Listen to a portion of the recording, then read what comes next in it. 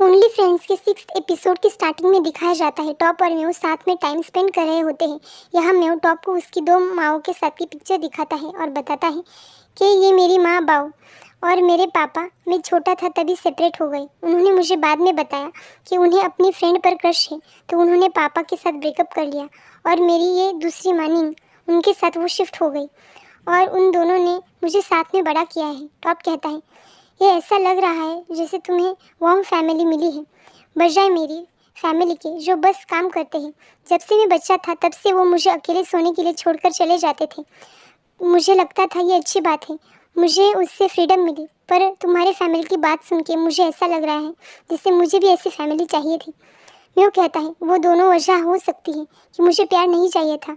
मुझे तो यहाँ तक लगता था कि मुझे लवर भी नहीं चाहिए। टॉप कहता है ये अलग है, फ्रेंड्स और फैमिली अलग तरह का प्यार देती है और म्यू को किस करने लगता है। तो म्यू कहता है कि मेरे पेरेंट्स साल के आखिर में मिलने आने वाले हैं, मुझे तुम्हें उनसे मिलवाना है। टॉप को यकीन होता है कि उन्हें वो पसंद आएगा। म्यू कहता है मुझे ये भी नहीं पता कि हमारी रिलेशनशिप लंबे वक्त तक चलेगी या नहीं, क्योंकि तुमने किसी के भी साथ 3 महीने से ज़्यादा डेट नहीं किया है। टॉप कहता है मैं तुम्हारे लिए अच्छा इंसान बनने की कोशिश कर रहा हूँ। मैंने प्लेबॉय बनना बंद कर दिया, तुम्हारे लिए ड्रग्स भी छोड़ दिए। तुम और क्या चाहते हो बताओ मुझे। म्यू कहता है इन जैसी चीज़ों को वक्त लगता है, सिर्फ बातें इनफ नहीं होती, एक्शन से भी दिखाना होता है, समझे। टॉप कहता है समझ गया। और नेक्स्ट सीन दिखाया जाता है सभी यूनिवर्सिटी में अपने हॉस्टल के प्रोजेक्ट की डिटेल्स प्रोफेसर को दे रहे होते हैं। प्रोफेसर कहते हैं जैसे मैंने पहले ही तुम लोगों को वार्न किया था, तुम लोगों ने मैंने जितना पूछा था उससे भी बहुत बड़ा प्रोजेक्ट किया है। तुम लोगों को यकीन है तुम हैंडल कर पाओगे। और मैं एक बात रिमाइंड कर दूं, प्रोजेक्ट में कोई एक्चुअल बिजनेस ना होने के बावजूद भी फ्रेंड्स में झगड़े हो जाते हैं। यह तो एक्चुअल बिजनेस है, तुम्हें ज़्यादा ध्यान रखना होगा। तो चैम उन्हें यकीन दिलाती है कि कोई प्रॉब्लम नहीं होगा। और नेक्स्ट सीन दिखाया जाता है जहाँ सब नूडल्स खा रहे होते हैं। रे पूछता है म्यू से तुमने अपने ग्लासेस ठीक नहीं करवाए। म्यू बताता है टॉप उसे आई सर्जरी करवाने के लिए लेकर जाने वाला है, तो उसे ग्लासेस की ज़रूरत नहीं पड़ेगी। तो चैम कहती है टॉप बहुत ग्रेट है, मुझे भी ऐसा लवर चाहिए। तो म्यू पूछता है क्यों अप्रैल तुम्हारा अच्छे से ख्याल नहीं रखती। तो चैम बताती है रखती है, पर मैं बस कभी कभी थक जाती हूँ क्योंकि वो अपनी शॉर्ट फिल्म को लेकर डिप्रेस हो जाती है, तो मुझे उसे मोटिवेट करना पड़ता है ये कहकर कि शॉर्ट फिल्म बहुत अच्छी है, हालांकि मुझे कुछ भी समझ नहीं आता है। और वो टॉन को निक के बारे में पूछती है।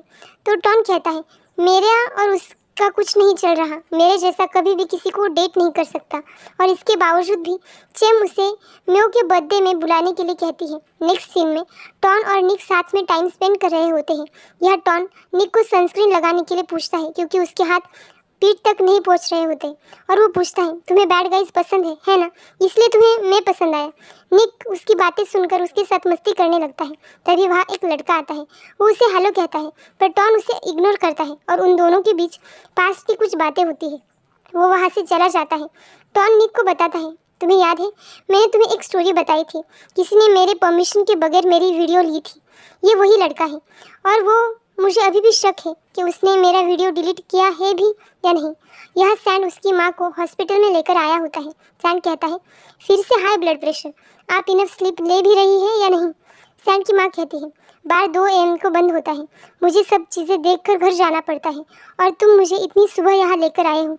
तुम सोच भी कैसे सकते हो कि मुझे सोने के लिए वक्त भी मिला होगा और तुम मेरी परवाह करते हो। अपनी भी परवाह करना भूलना मत, अपनी टीनेज लाइफ एंजॉय करो। और वो रे के बारे में पूछती है, वो उनके बारे में बात कर रहे होते हैं और वहीं पर सैंड टॉप को और म्यू को साथ में देखता है। टॉप म्यू को आई सर्जरी के लिए लेकर आया होता है। यहाँ पर वो कॉफ़ी लेने के लिए नीचे जाने वाला होता है, तो म्यू से भी पूछता है कि उसे कुछ चाहिए। नेक्स्ट सीन में दिखाया जाता है टॉप अपनी ऑर्डर दे रहा होता है और सैंड को देखकर हाय कहता है और वो पूछता है तुम क्या कर रहे हो। तो सैंड कहता है मैं हॉस्पिटल में कपड़े धोने आया हूँ। तो टॉप कहता है मुझे लगा मुझे कॉन्वर्सेशन शुरू करना चाहिए क्योंकि अब हम एक दूसरे को अवॉइड नहीं कर सकते, पर सैंड टॉप के पास्ट बिहेवियर की वजह से गुस्सा होता है। सैंड कहता है मैं बहुत अच्छा लड़का है, वो कितना अनलकी है जिसे तुम्हारे जैसा बॉयफ्रेंड मिला है, पर म्यू को पता चल ही जाएगा कि आखिरकार तुम कैसे इंसान हो, तो बी प्रिपेयर। टॉप कहता है लोग बदल सकते हैं। सैंड कहता है पर तुम्हारे जैसे लोग नहीं बदल सकते और सीन शिफ्ट होता है। सैंड उसके रूम पर जा रहा होता है और उसे टॉप की बातें याद आती है और वो अपना फ़ोन तोड़ देता है और अंदर जाता है। निक से उसका फ़ोन मांगता है। उसकी माँ को उसे फ़ोन करने के लिए अपना फ़ोन देने के लिए कहता है। निक उसे उसका फ़ोन ठीक करके वापस देता है। सैंड भी प्रिटेंड करता है कि वो उसकी माँ के साथ बोल रहा है और अपना फ़ोन लेकर वहाँ से निकल जाता है। पर निक को सैंड पर शक होता है और यह टॉप म्यो को रूम में लेकर आता है। म्यो की आई सर्जरी हो चुकी होती है। म्यो टॉप को अपने पास सोने के लिए कहता है। वो एक दूसरे से थोड़ी बातें करते हैं। म्यो थोड़ी देर में सो जाता है और टॉप उसे देख रहा होता है और उसकी तस्वीरें बनाता है। यह सैंड रे को मिलने के लिए बुलाता है। यह सैंड टॉप और टॉन की ऑडियो क्लिप रे को सेंड कर देता है और बता देता है कि टॉप को वो पहले से जानता है क्योंकि टॉप ही वो लड़का है जिसने उसके एक्स लवर को उससे छीना था। नेक्स्ट सीन में निक टॉन के साथ होता है। टॉन के पापा टॉन को आवाज़ देते हैं। उनका पोस्टर देखने के लिए बुलाते हैं और कहते हैं उन्हें आशा है कि इस बार वो पार्लियामेंट में चले जाएंगे। और यहाँ निक को टॉन के पापा की बातों से यह पता चलता है कि टॉन ग्रेजुएट नहीं हुआ तो वो न्यूयॉर्क अपनी माँ के पास जाने वाला है और टॉन अपनी फ़ोटो के डार्क रूम में आता है। यहाँ निक और टॉन के बीच में बात होती है। निक उसे उसके बारे में पूछता है कि तुमने बताया नहीं तुम न्यूयॉर्क जाने वाले हो। तो टॉन बताता है मेरे जाने तक तो तुम मेरे नंबर 1 ही रहोगे। मुझे पता है तुम मुझे पसंद करते हो, मगर तुम्हारे जगह कोई और होता तो मैंने अभी तक उसे डिच कर दिया होता। टॉन निक को ड्रामेटिक बनने से मना करता है और उसे किस करता है।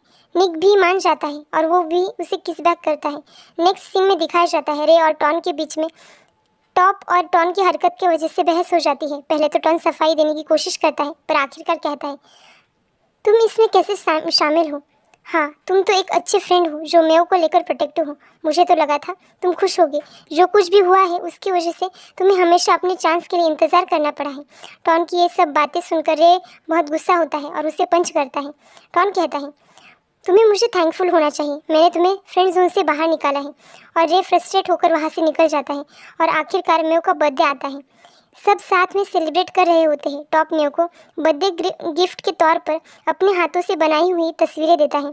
म्यो वॉशरूम में होता है। यहाँ रे आता है। म्यो कहता है तुम अपने आप से बिल्कुल भी प्यार क्यों नहीं करते रे। मैंने तुम्हें ड्रग्स छोड़ने के लिए कहा था। तुम शराब पीते हो, ड्रग्स लेते हो, इस तरह से तुम 30 के होने से पहले ही मर जाओगे। रे म्यो को उसकी चिंता करने से मना करता है और बर्थडे विश करते हुए कहता है तुम्हारे जैसा अच्छा इंसान एक अच्छा प्यार डिजर्व करता है। और म्यो को हक करता है और म्यो वहाँ से बाहर निकल जाता है। और थोड़ी देर बाद दिखाया जाता है सब डांस कर रहे होते हैं। रे गा रहा होता है और बीच में रुककर कहता है क्लब प्यार से भर चुका है और आप में से हर कोई अपने समन स्पेशल के साथ यहाँ आया है। चेम, तुम और अप्रैल फर्स्ट ईयर से साथ हो, पर तुम्हें एक बात पता है अप्रैल, तुम्हारी शॉर्ट फिल्म चेम को बिल्कुल भी समझ नहीं आती। उसने कहा था तुम शॉर्ट फिल्म बनाती हो पर कॉन्टेस्ट में जीतती नहीं हो। चेम रे पर गुस्सा करती है पर रे कहता है मैं यहाँ के हर कपल की इन्फॉर्मेशन दे सकता हूँ। तो मेरा प्यारा दोस्त बूस्टन, तुम्हारे और निक के बीच सब कैसा चल रहा है। बेड में कितना फन था ये बताना भूलना मत, जैसे बाकियों के बारे में बताते थे। और निक, तुम इसके डार्क रूम से डन हुए या नहीं। पर बस एक बात याद रखना, तुम पहले नहीं हो। सैंड उसे रोकने की कोशिश करता है पर रे कहता है तुम फिर से गाने के लिए इतने तरस गए हो क्या।